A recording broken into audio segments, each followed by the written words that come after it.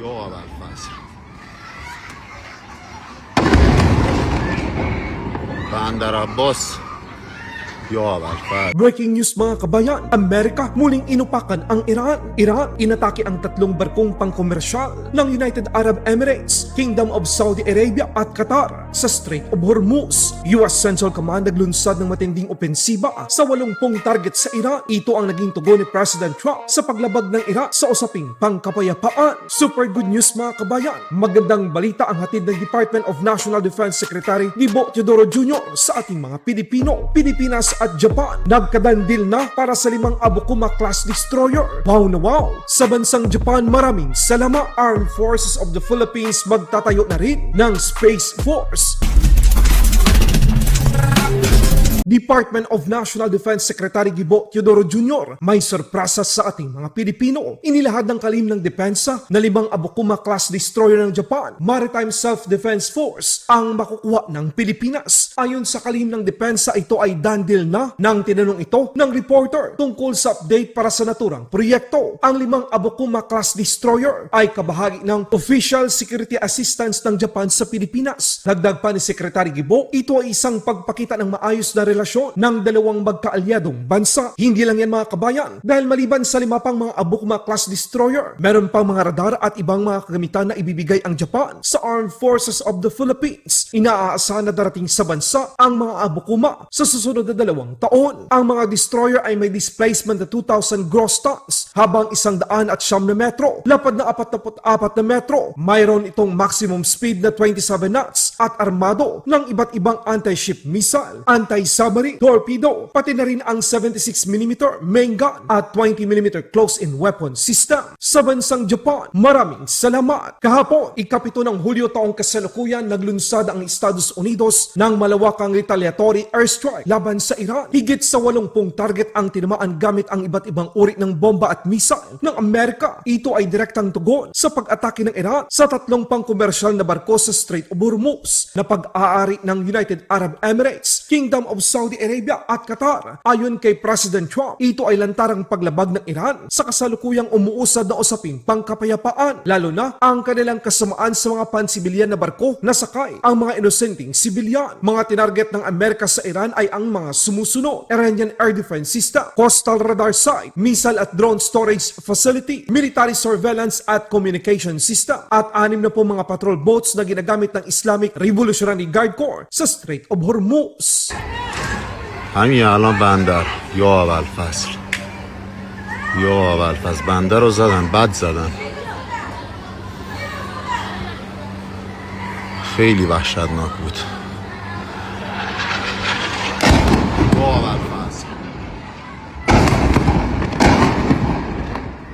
یا اول فصل بندر عباس یا اول فصل. دوباره جنگ شروع شد.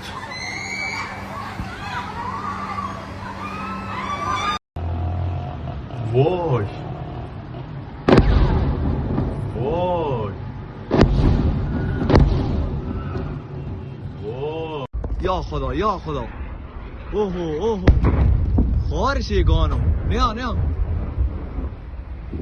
اوهو باران ای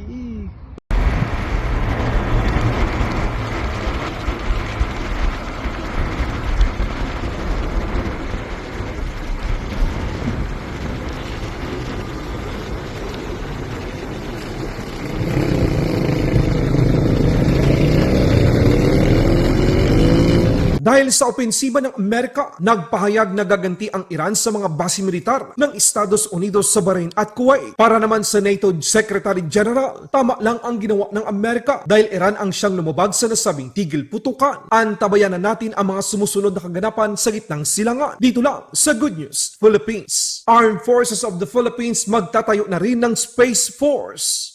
Especially now with what is happening, with the evolution of threats that we are seeing around the world, we really need to have more time for a specific leader to implement changes. And sa tingin ko, sa nakikita ko sa buong mundo, when I talk to my counterparts from around the world, pare-pareho kami that we are all going through a transformation.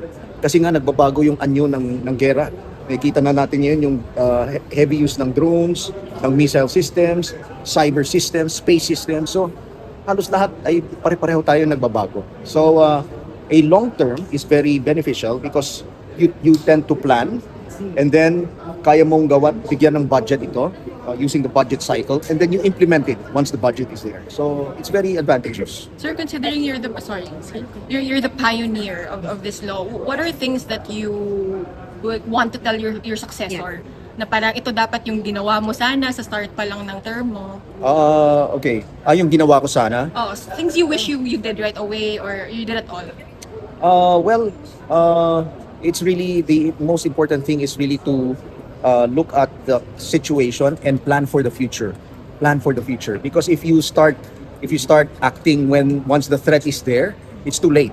It's too late. For instance, no, we are now planning to create our space center, which will eventually evolve into a space force or a space command. Now, sabi ng mga tao, bakit kailangan natin? Wala naman tayong satellites. Now, if we wait for the time that we will have our own satellites, which we will, in fact, we are already planning and we already have a budget for that. If we wait for that time when we actually acquire our satellites, it will be too late if that's the only time that we create a unit. So as early as now, ginagawa na natin yung unit. Anyway, meron naman na tayong mga services that we are tapping in order for us to be able to take advantage of space technology. Is there separate branch ito? Or is this going to be a separate branch or a unit within the Air It will Force? be a center. Kasi nga, we're going to start small muna and then later on, we're going to expand into a space command or a space force. Kasi kailangan natin dalawang napaka-importanteng gamit ng space. Number one is ISR, yung eye in the sky, para nakikita natin yung nangyayari sa lupa at sa ating karagatan. And second is to connect all our systems, no? So yung communication systems natin, yung command and control systems natin, missile systems, drone systems, etc. Anong Your timeline? verification, military satellite. Military satellites. Now, in the works na. Yes. Meron na po. Ano po yung timeline po? Hopefully by 2028, magkaroon na tayo. That's quite... Yeah. May funding na. May funding nang in-approve si President for that. In fact, utos po ni Pangulo ito nung December command conference natin.